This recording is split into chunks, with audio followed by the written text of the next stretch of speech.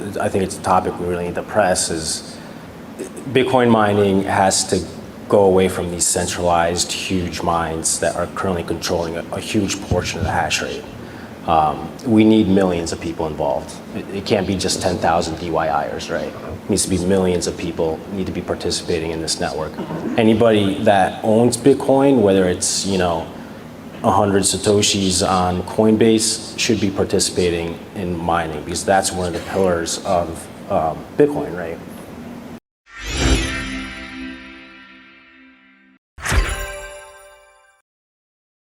What is up, Miami? Right on. So we're here to talk today about mining at home, bringing a miner in every single home in America, not stopping until that happens. Yes, sir. To my left here, we have John with FutureBit. We have Diverter. We have CoinHeater. He specializes in immersion mining, specifically at home. And we have Econoalchemist, who's working with upstream data and Bitcoin management. So, first, can we get a show of hands if you've mined Bitcoin before? Nice. Yeah. Can we get a show of hands if you've mined Bitcoin while actually, owning the ASIC and not having it in a hosted facility? There we go. Awesome. So it seems like a lot of people have already started, which is great to see. I mean, you want to get your feet wet. It's not as difficult as it seems. But I think a good, productive way to start this off is why people should consider mining in the first place. Eco, you wanna lead us off on that? Sure, yeah. Mining at home solves a lot of issues. It solves problems with censorship. It solves problems of not being able to get a bank account. And it solves the problem with the risk introduced by using KYC services. And, you can get Bitcoin for a lot cheaper by mining at home, depending on your electricity rate, than you could buying at an exchange anyways. Very well said, very well said. Yeah, I mean, for me, the whole point of even looking at Bitcoin mining to begin with, it was solely as a means of acquisition. I wanted to be able to acquire Bitcoin. And when I look around, all I could see were the on-ramps, or the off-ramps of fiat, whichever way you want to look at it, were continuously being squeezed tighter and tighter, and more information is needed from you. More and more KYC, AML. There's no way to just take some cash and buy some Bitcoin. The options are shrinking very fast. And so a couple of years back, when I see the trajectory, I see the way things are going, that's exactly what kind of led me to mining. At the time, of course, the atmosphere was much different, and it was a whole lot of discouragement to anybody that was looking to mine Bitcoin at home. You would have just been told, no, just don't do that. Just buy Bitcoin. You'll come out better. You're going to get wrecked. The machines are going to go down when the price dumps. All this stuff. All the stuff that I'm sure everybody's heard. But I kind of pushed through that a little bit and just did my own work and did my own research and looked, and I saw what my electricity rate was. I saw what the difficulty was. I mean, I'm not a math whiz, but I can use a calculator. So, once I saw that it made sense for me, that was all I was really interested in doing. And what's happened since then, the price run, the ASIC shortage, things, a few of those things that have come together to make it extremely profitable right now to mine Bitcoin. But that, in my mind, is strictly a bonus. The real meat of this thing is being able to acquire Bitcoin without having to hand over your entire identity. Awesome. Thank you, Diverter. So, I mean, all of us on stage have essentially attempted to use the tools that are available to us in order to be able to mine at home. And a lot of these tools aren't necessarily designed with a home first mindset. They're usually set up to be in these large server farms, and that's their focus. John being the exception, who's right next to me, I mean, you built this company, FutureBit, to basically target home miners. So can you go into a little bit about how you think about that? What are the priorities that you focus on with FutureBit to kind of make home mining more accessible? Yeah, so kind of a background story of how I started the company. I live in Brooklyn. Back in 2015 when I started the company was when Bitcoin kind of transitioned to these large ASICs, and there was no product out there where I could run a Bitcoin miner in my apartment. And I was looking at the space, I was like, this goes against what Bitcoin is about and what it was founded for. Everybody should have the access to mine Bitcoin. If you live in a dense city and you physically can't do all the cool things you guys are doing to run these huge machines in your house. So we built a product that enables anybody to participate. So we chose a power and wattage range where it would make sense to run in any apartment setting. Super quiet, super low power, very easy to use, and that was the founding principles of FutureBit. I love it. How long has your product been on the market for now? So we launched the Bitcoin version last February. What kind of feedback have you gotten from customers? It's been incredible. We've had so many cool stories. Like one guy came to our booth. He's like, "Yeah, I'm a trucker. I've been running your miner in my cab while traveling cross country." So it's cool stories like that where anybody can participate in all areas of life. So I know you said there was no easy way to run a miner in your apartment, but I had an S7 in my small New York apartment, and it was a horrible experience. Right. Very loud and very hot. And then I had to get rid of it when I got a girlfriend. Right. Yeah. I attempted an S5 for a while. It kind of worked. I had put these Noctua fans on it, but that didn't last too long. So home mining is important. You can use it to get KYC-free Bitcoin. Privacy preserving in that regard. Let's get into trade-offs. Courtney, did you want to start with heat? Sure. So, along with noise, you have a lot of heat to deal with. Obviously, you guys in Miami and the South, you don't need it so much. Myself up in Minnesota, that's actually what got me into it. I was staring up at my workshop at this really nice electric space heater, thinking wow, that's just waste. I got my S9, and the noise was okay, well, to deal with that, and promptly got into immersion, and then it changed absolutely everything. So you can have low volume. Once you get into things like brains, you can actually bring the wattage down. Even if you keep the stock fans, it's actually tolerable. There's really no reason to not be mining at home at this point. Even in a small apartment, you could dial it down. Even if you need 240 volts, you can unplug your dryer. Plug in your A64 L. Because how often do you use your dryer? Once a week, maybe? Just hang your clothes up. That's it. What's more important, Bitcoin or dry clothes? Come on. Can you go into a little bit? Why don't you tell them about your pool setup? Sure. Not your mining pool setup. Yeah. Different pool. So then, after I proved out the S9, this actually works. Then I actually refinanced my house. I was going to build an extension. Talked to the wife, and she says, "I'm like, hey, can I just buy a bunch of ASICs instead?" And she's like, "Sure." I'm like, cool, done. And then hooked them up to a pool because my kids love swimming, but generally it's pretty cold, so they never went to go into it. And the entire summer is about 95 degrees, so I had a 17,000-gallon hot tub all summer. And then as it got cooler than the 30 degrees, there's just steam billowing off the pool. It's so awesome. And then the warmer you run it, the more money you're making.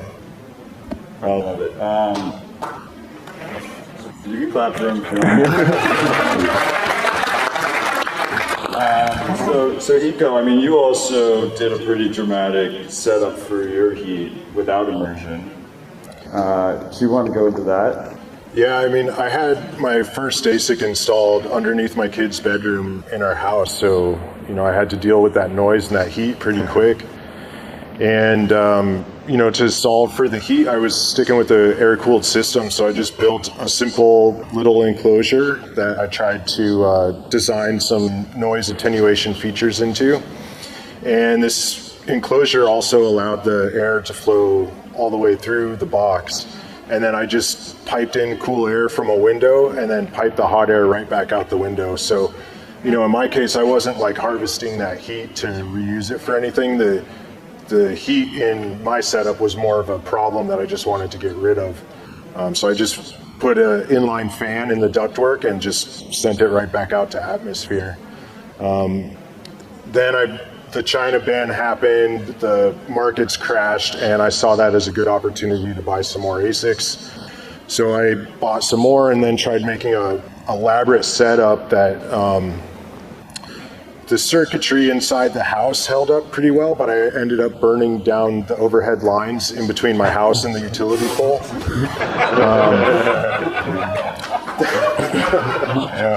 Thank you to my wife for giving me a call and letting me know the power lines were on fire so I could rush home and address the issue. So I backed off my setup a little bit, and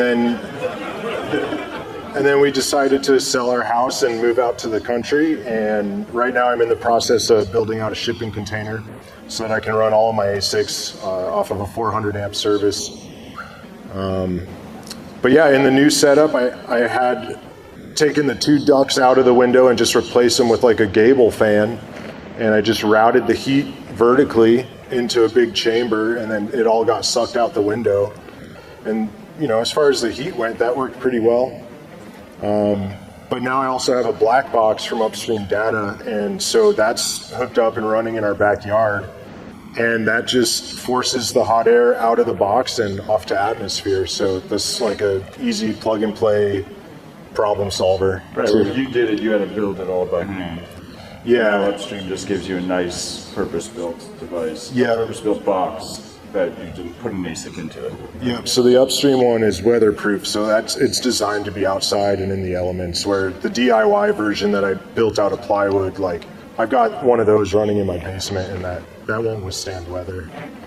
And then I believe Diverter, when you first released your home mining guide, you used a cooler, right? Well, yeah, first of all, don't judge me off of today's standards. Because over the last year and a half to 2 years area, there's been a serious resurgence in home mining. And there have been a ton of advancements in the way that people handle their heat, the way they handle cooling, and the way they handle storage, just everything. Once people really started understanding and seeing the same things that we all see, as far as the KYC dangers, the issues with acquiring Bitcoin, this other option that now exists, Bitcoiners, they start coming up with solutions.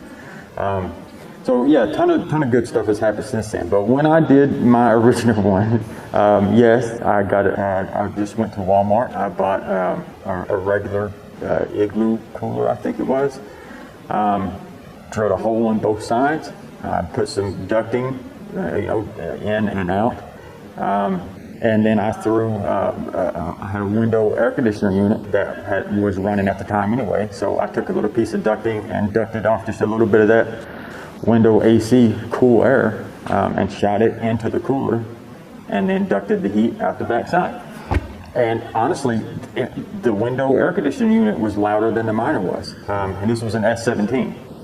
This was when the S17 Pros were just hitting. And that ran great for a while. I got my return on investment on that machine. I ended up being able to sell that machine basically for the same price that I paid for it, in fiat terms. And this is after I'd already made my money back in Bitcoin terms. So, a lot of things have changed and come a long way. The prices of ASICs have gone up a lot. The immersion stuff is really interesting. It's super smart. Even the air-cooled stuff like Econo's been doing, there is just so much, and there's so many places you can go on Twitter and find all kinds of people now that have big long threads about all the cool things they've done with this air. And now to see this, we were talking backstage, I haven't really gotten a chance to to look or play with this product, and all Eco has. But I'm super excited for anything that is exactly what this product is. I mean, I think we've all been kind of looking for this for a long time. Yeah, and to go off the comments you just made regarding non-KYC and why it's so important, I think it's a topic we really need to press. Is Bitcoin mining has to go away from these centralized huge mines that are currently controlling a huge portion of the hash rate. We need millions of people involved. It can't be just 10,000 BYIers, right? It needs to be millions of people need to be participating in this network. Anybody that owns Bitcoin, whether it's 100 Satoshis on Coinbase, should be participating in mining, because that's one of the pillars of Bitcoin, right? That's what secures the network. That's what validates transactions. And there's nothing to stop these huge, Marathon and Riot and publicly traded companies from, censoring transactions. They're very easy to go after. Yeah, they can't go after a million individually. And it won't be that there's necessarily all miners or home miners or all miners or distributed miners, but as long as there's this intolerant minority of small distributed miners located around the world, Bitcoin's in a much more robust place. So I've had public conversations about home mining and trade-offs of home mining with all three of those guys many times. I kind of feel like you kind of fucked our panel with your new product, because we usually talk about the three main trade-offs, which is electric, heat, and noise. What are the trade-offs of your product? The trade-offs is you can't get as much Bitcoin as a S19, but that was the point of the product, right? The point was to make it low power enough where most people wouldn't. You just plug it into a regular outlet. Right, yeah, it's 120 volts, 100 watts. You don't even have to consult a licensed electrician. No, of course not. Yeah, it's like running a high-powered computer pretty much 24/7. Nobody likes to show off. Are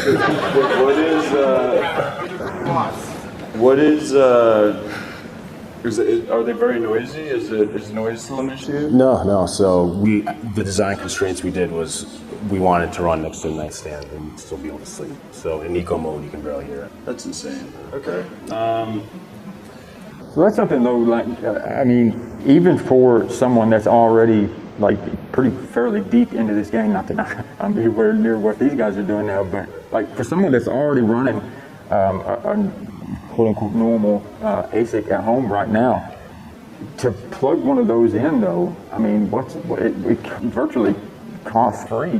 Basically, you're 200 watts of electricity. That's no big deal. You've got a couple of terahashes. If nothing else, point that at CK pool, a solo mine. We've seen how many blocks this year have been mined by very small solo miners. With just a couple of terahashes. I know one or two of those guys did. So even for somebody that's already mining, the product makes sense in my mind. You know what I mean? It's a real win. I can't speak too much on it because I haven't played with it myself. But if it is capable of delivering on the even 3/4 of the things that we think that it can, I think it's a real big deal. It's a big deal. Well, I'm trying to figure out what the argument is for not using his product. Come up with one. Do you guys have one? Can we steal man them a little bit? Yeah. It doesn't produce enough heat for my house. Yeah, that's a good argument. If you can actually recapture the heat, there's an argument to be made that the more industrial. Right, so I'm literally heating a 4,000 square foot house purely with ASICs right now, and when it's 20 degrees outside, it's 80 inside, and so my wife is like, "Oh, it's too hot in here. Just open some windows. It's 20 degrees outside. It's freezing. There's snow on the ground. Open up the windows. It's too hot." I literally do the same exact thing. My windows have not been closed all winter. If we don't overload the power grid and expose the weaknesses, then they're never going to invest in building up our infrastructure stronger. I did pop my transformer 5 times. I popped my transformer 5 times at my house. Boom, every time, oh god, that's me. Do that with 200 watts. That'll get their attention. So let's forget John isn't on the couch right now. You have one of these industrial miners, you have like one of the new gen What's miners, or like an S19 or something, and you're thinking about installing it in your house. Let's go through the trade-offs in terms of like what you're thinking about in terms of electric, like getting power to them. I feel like that's got to be ecos. You've had to learn about electricity after melting the lines, right? I mean, you got to first be aware that there's a lot of scammers out there, right? Mm-hmm. But there's a lot of scammers in the trades too. So you want to be careful about who you're dealing with to come into your house and install your electric upgrade. I consulted a professional electrician. They weren't licensed, and I found out the hard way that I was getting scammed. They did damage to our home. I had to go back and redo all the work that they screwed up the first time, and I went back and did it myself. Now, I'm not an electrician, but I know enough to be dangerous, and I was able to get our electrical situated in a way that I was satisfied with, and we were able to mine. So, just be careful. Definitely get a licensed electrician to help you out. And, you can get a lot of good advice and good experience from people online. But when it comes down to it, like if you're not trained to do electrical, you want to contact a professional and a licensed professional so that they're accountable for what they do in your home. And so, every miner is going to need like a 20 amp, 240 volt circuit. A lot of us have these kinds of circuits installed in our home for our dryers or other large utilities or appliances. And, you might be able to just swap out an outlet. And for a couple $100, you have a professional electrician do it, and you're good to go. You can plug in your miner. Depending on what you want to do, you might need to upgrade your entire panel and have a whole new electrical system installed. And that's definitely doable too, and it may not be as expensive as you think. I think as far as home mining goes, the trade-offs and things you need to think about if you're really thinking about doing this thing is, you talked about the electricity, but and I'm sure you can deal with the heat. I'm going to go ahead and take the noise part of it. The noise of these machines, whatever you have in your mind, if you've never run a miner in your home before, whatever you have in your mind as how loud this machine is, you are nowhere near it. You're way. It's like running a shop vac 24/7. You're way under. You're low. You're extremely low. Whatever's in your head right now, you're low. It's loud. It's annoying. It is unbelievable.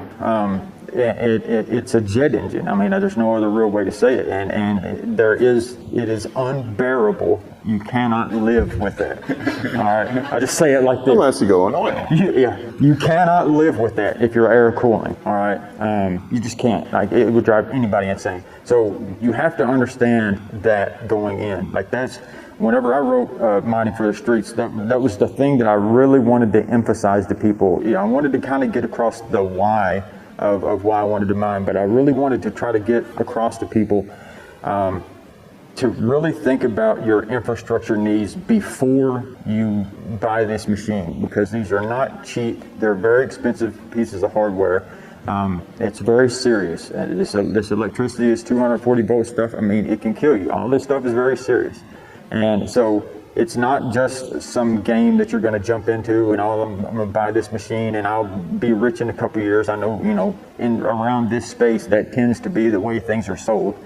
Just buy this, you'll have all kinds of money in a few years.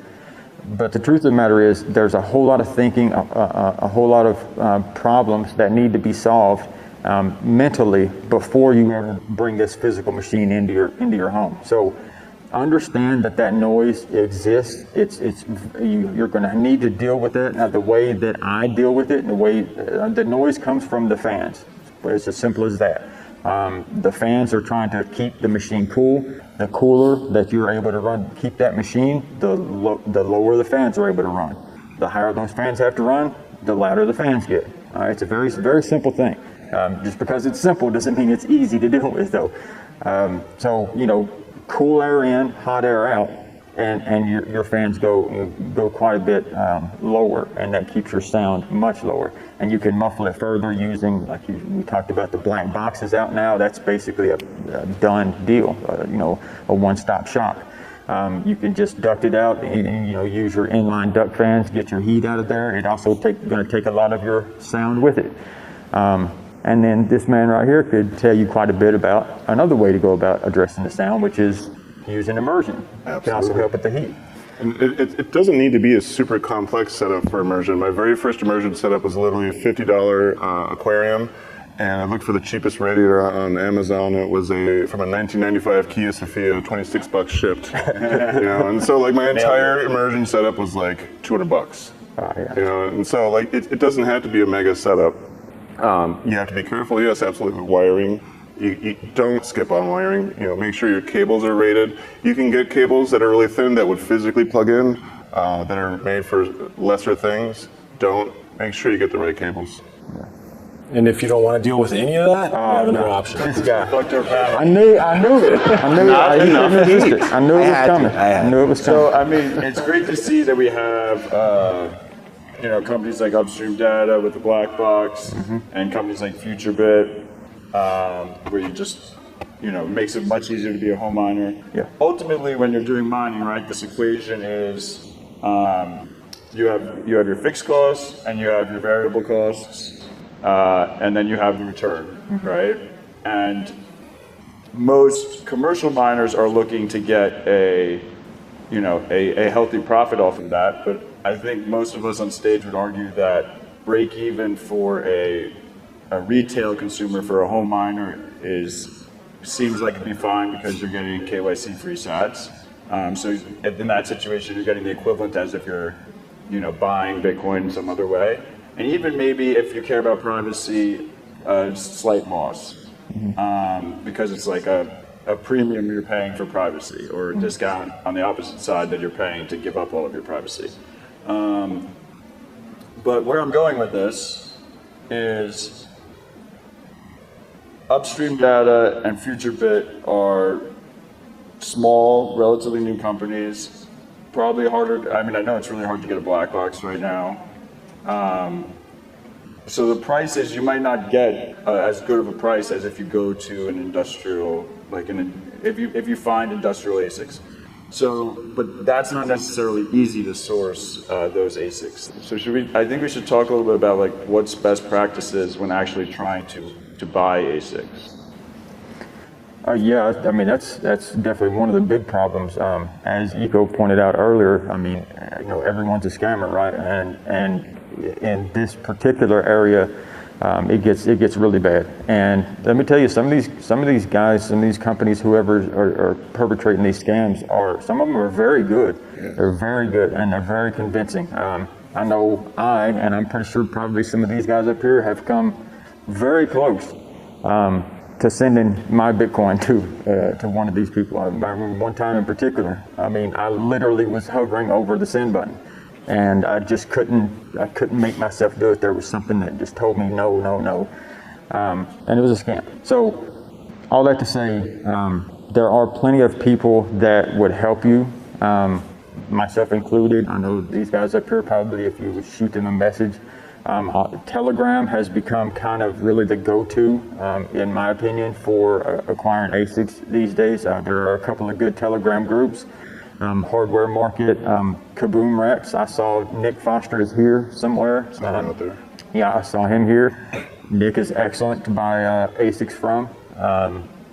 And the good thing about using Telegram and using these smaller places like Kaboom Rex or these guys, most of the time these guys are Bitcoiners. So they get it. They're not just some random salesman selling you a piece of hardware. They're a Bitcoiner. So whenever you hand over your name as Joe Schmo for your delivery, they're not gonna, hey, come on, bro. I need your real name. I don't care. That's your real name. Then your name's Joe Schmo. Nice to meet you, Joe Schmo. So they're willing to help you preserve your privacy. They're going to accept your Bitcoin. A lot of places I don't mind Farm Buy, I'm pretty sure is 7%? Yeah. 7% discount if you pay in Bitcoin. So those are things to take into account, but it's also worthy of note that your return on investment would change depending on how you paid for this ASIC.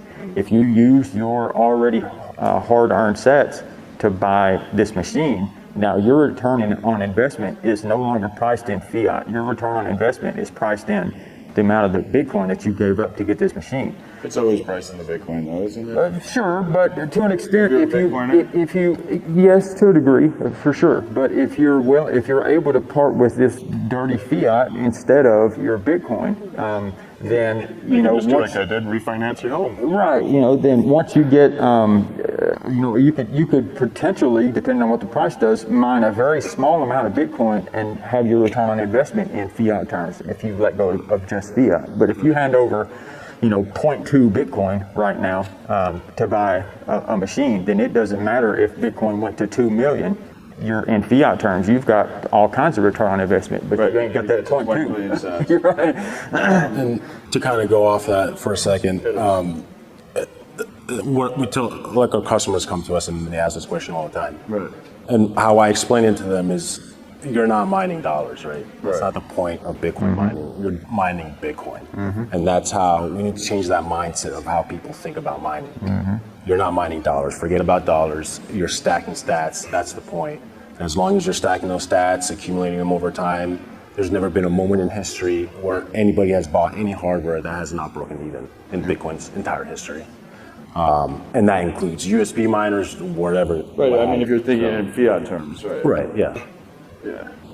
So like if you invest in a machine, you're pretty much committed for about a year at least to run that machine. And so that's something you have to take into account is you're not just going to buy it for a month and then like, oh, I'm all done. When I look at buying, I look at it like I'm in this for at least 5 years probably. That's about how long that machine's going to last, maybe before it will no longer be profitable. Yeah. But the amount that I'll make on that in Bitcoin is worth so much more to me because I'm going to be holding it for 5, 10, 15 years on top of that. Yeah. And having that, it's priceless to me. Well, that was one of the arguments that I kind of made in the original paper I wrote, was that a home miner, in my opinion, is the most bullish person on Bitcoin. Like that, they are making the most bullish bet that you can make for a regular home miner, for a person that's going home and unplugging a dryer and plugging in an ASIC and figuring out a way to deal with that noise. That person believes in Bitcoin. That's a bullish bet on Bitcoin because It's like a long-term leverage. the long-term, yes, it's a long-term investment.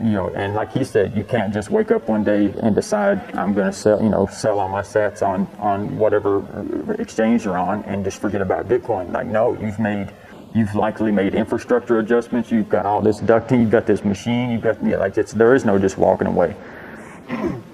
So, I mean, while I've been sitting up here, I think an easy way to distill kind of the trade-offs of the trade-off balance. So everything has trade-offs. Everything in our life has trade-offs. The easiest way to distill the trade-off balance between going the industrial miner route, sourcing ASICs, figuring out sound power and heat, versus going for a more convenient setup with something like FutureBit or the black box, is it's like a convenience versus potential return trade-off, right? So you're taking a little bit more risk if you go the industrial side, but you have the potential for higher returns, and it's going to be way less convenient than if you go for one of the, products that is focused directly at home mining.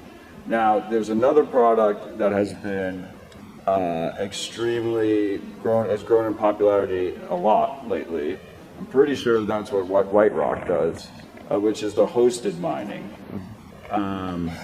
Can we discuss what the trade-off is between using a hosted mining service rather than, controlling the miners at home? Maybe. Do you want to start, or? Yeah, sure. I mean, I'm kind of on the same boat with not your keys, not your coin, not your hardware, not your Bitcoin. You don't own the hardware; it's not yours. There's been a long history of cloud mining providers that they don't even own the hardware that they're mining off, and it's essentially turns into a Ponzi scheme. So again, it comes down to fully participating in Bitcoin, and what it means is you taking personal responsibility and you personally running the whole ecosystem. That means your own hardware wallet, means your own node, means your own miner. And that's kind of where I stand on that. Love it. Yeah, I think I've probably been, I've been extremely fair, I feel like, with hosting providers. I've actually defended hosting. You defended them on my show. A couple of times. A couple of times I've defended, not necessarily a specific hosting providers, but the idea of hosting I've defended. Then this guy comes along and again ruins everything. But, my defense of hosting is more just so that, it's just such an individualized thing. Like, everybody has a different rate. It depends on where you're living at. Bitcoin is a global currency. And so, it's very easy to sit here right now in the United States with my electricity running great all the time and my internet running fine all the time and everything's good. And, and just tell everybody, hey, why aren't you mining at home? But I gotta continue to think in my mind, like, this is a global currency. I don't know exactly who I'm talking to whenever I'm online. Like, I could be talking to somebody that, they don't have the ability to be, or maybe they have the electricity, but, they're in a place like, Germany or somewhere where the prices are just exorbitant. It's ridiculous. So I feel like there's a place in the market for hosting, but the problem with it is, as with, I suppose, everything else in life, greed seems to always get the best of people. And, people begin all of a sudden selling, hardware space that they don't have. They start, with their pre-sales, go a little bit further out, a little bit further out. And the next thing you know, you're delayed a little bit, and then you're delayed a little bit longer. And I think anybody in here that is at all aware of, the whole Compass situation right now, we've seen it play out. I wouldn't call it a scam in the same way that I would call cloud mining a scam, but it is, in a sense, somewhat of like an affinity scam type, you know what I mean? In certain sense. I still think it can be done right. I don't think it has been to this point. But again, I'll say, to this man's credit, if his product does the things that it does, first of all, I would like to see him have some competition. And second of all, and that's, not in the best possible way. We definitely need more. I'd love if there was, dozens of companies. There should, we need this out to millions of people to get that scale. Absolutely. But, that solves a whole lot of the issues that we all talk about. A lot of the inherent centralization around ASICs, the way that these big, huge places like this will just be filled with miners that can be taken down with, we've got to continue to keep this thing decentralized and permissionless. And for my money, the best way that we can keep this as decentralized as we can, as permissionless as we can, to let people get in and acquire Bitcoin if they want to, is to try to put an ASIC or a miner in every home. And that's what I've been working on with my tanks, is to actually design a tank that's very simple, easy to use. It's single ASIC, just pop it down. You've eliminated your noise. Anybody can do it. It's not an overly complex setup. You can run it in the house. You can run it, put a radiator outside easily and get that heat out of your house if you don't want it. Yeah. But to actually get ASICs in houses that you can run reasonably and have your own node and have your own ASIC at your house that you control, I think that's just, that's where my passion is. There is no competition. That's it. So guys, we're a little bit tight on time. You want to just wrap up with some final thoughts? Econoalchemist, we'll start with you.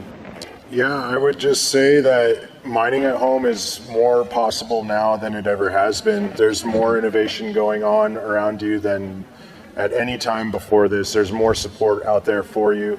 And if you're interested in it, just feel free to reach out to me or anyone else in the community. There's a lot of people willing to share their stories with you and help point you in the right direction.